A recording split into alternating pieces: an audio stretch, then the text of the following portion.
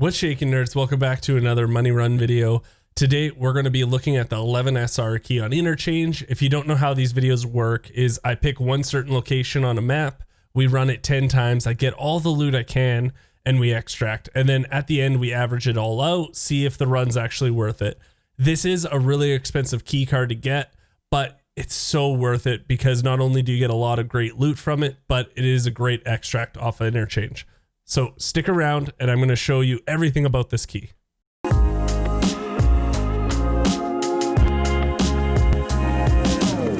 So our adventure begins in Interchange. We're going to go to the center of the mall and we're just going to go straight up the gut.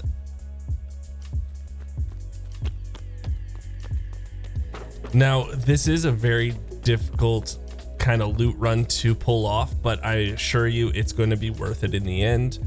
And also, I was actually really surprised at how many people didn't know about this key, nor that it opened up a killas stash also. So not only does this key card open up the safe room, but it also opens up something called killas stash. So what we're going to do is we're going to go ahead and go right to this escalator right here, go straight up there and turn left.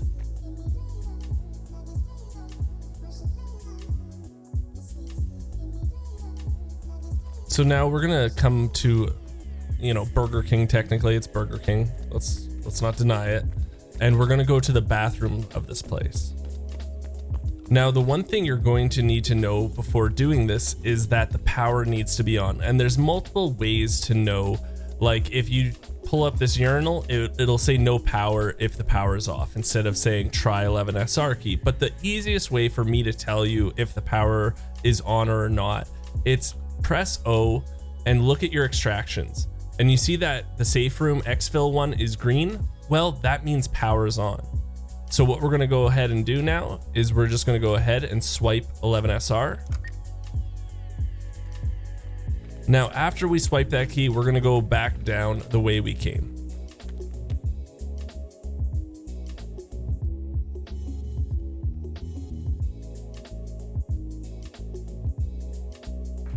Now, once we get to the bottom here, we're going to take a left and you'll see Brutal on your right. And this is a main place called Geekseh. If you don't know about it, it's one of the main choke points in this map, meaning a lot of people want to go here. So you have to be very careful. And that's something you have to realize about this money run is it's very dangerous because you have to, there's so many pieces to this. But to be honest, it was pretty successful for me only because I think Interchange is a less played map at this time. But anyway, so we went down that hole in the ground, we came left, and now this door that's usually closed is actually now open, and this is the safe room exfil. So you're gonna see some weapon parts on this table. Gold chains can spawn on top of this microwave. We've got a green weapons box here. Behind us is a couch, and this is where the high valuable loot spawns. And even if you can't see it, always make sure you take a look because I've noticed that a lot of the loot clipped underneath the sleeping bag. We also have a weapons box here, a weapons box here, and on this rack is going to be a bunch of liquids. So there's green tea right now, there's a whiskey on the floor, sometimes there's other things, but a lot of times actually there's whiskey. So now there's two buttons in the room. There's the power up to object 14, or there's this button. Now, if you use this button, you're going to extract in 2 seconds. So again, this key card is really valuable because not only do you get this loot from this room, but it is an alternate extract for you. But what we're going to do is we're just going to turn this power on. Now, again, we're going to have to go out and run to it. So we're going to go out, we're going to go right, and we're going to pretend like we're going to go up the hole in the ground again, but instead we're going to run past it.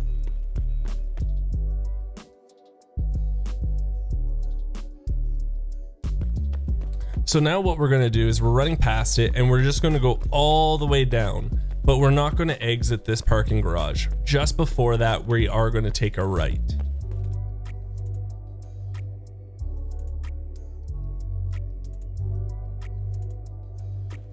So you can see that if we keep going straight, we could get to the outside over there. But what we're looking for is you're going to see these two tents and you're going to see a way that you can go right, and we're going to take the right. and then we're going to take the left just down there in that corner. Now it will take you a couple of runs just to get used to this route, because I know how confusing the underground can be, but trust me, after 2 or 3 runs, you're going to know it like the back of your hand. So we're going to go run all the way down here. We're going to stay close to this wall because that's where we have to go. And the way I started remembering this right when they first introduced this to the game is you're going to look for the entrance that has that orange truck just outside it. So there's that orange truck. That's how I remember that this is the area that we have to be at. And also you're going to see this group of crates that says a group right there. And what you're going to do is you're just going to go around the side right by the wall. Now, once we go around the side, that button we pushed, open this crate, and this is kill a stash right here. You're going to see 2 gun racks, which can all spawn M4s mostly. I don't think I ever saw any other guns than M4 spawn in these weapon racks here. Also on the ground here can spawn a trooper armor. We also got a green weapons crate, and we also have a bunch of loose, look at that. Ooh, those are expensive. Night vision goggles. I've found 1, I think, out of 10 runs. But anyway, so there's a bunch of just loose mods right on this. And after that, you can go either back to the safe room if you think no one's there or no one used it yet. Or you can just, you're right near, if you go out this way, you're right near power station. So if you have money and if you turn the power on yourself, maybe you can take the car out. There's the power station, so that car extract's over there. It's all up to you. The one thing I do want to let you know about is it is a very dangerous loot run. This isn't as easy as all my other ones, so just keep that in mind. But I did this run about 20 times because I did lose some footage, so I had to redo a bunch. And it was dangerous, but I never had an issue going to the safe room or to this killer's room right here. It was always in between that I would die. But right now I'm finding Interchange isn't as populated as other maps like Shoreline or Customs, but I'm finding that on my servers. Maybe your servers are different. Now let me go and show you all the sweet loot that we got from doing this 10 times. Just a quick PSA before we start all these runs and I show you how much I sold everything for. I do want to let you know that I sell everything to traders. Because I have a lot of these money run videos, I want to stay consistent. And the best way for me to stay consistent is for me to sell to traders, because generally their price on stuff doesn't change that often, where the flea market pricing does change quite drastically over a week or 2. So for me, I sell everything to traders. If you're going to sell what I got to on the flea market, you can always expect, I would say, anywhere from 20 to 50% more than what I'm telling you. But for consistency, again, I'm selling to the traders. So here's the first run. We really didn't get too much exciting stuff here. We did get the NT4, which is your silencer for your 5.56 guns like your M4. We also did get a couple of scopes. That's about it. The 60 round mag's pretty cool, but other than that, nothing to write home about, but we still were able to make 185,000 rubles. Run number 2 was definitely a lot better. We did get an M4 SOP mod. We got the bronze lion, a GP coin.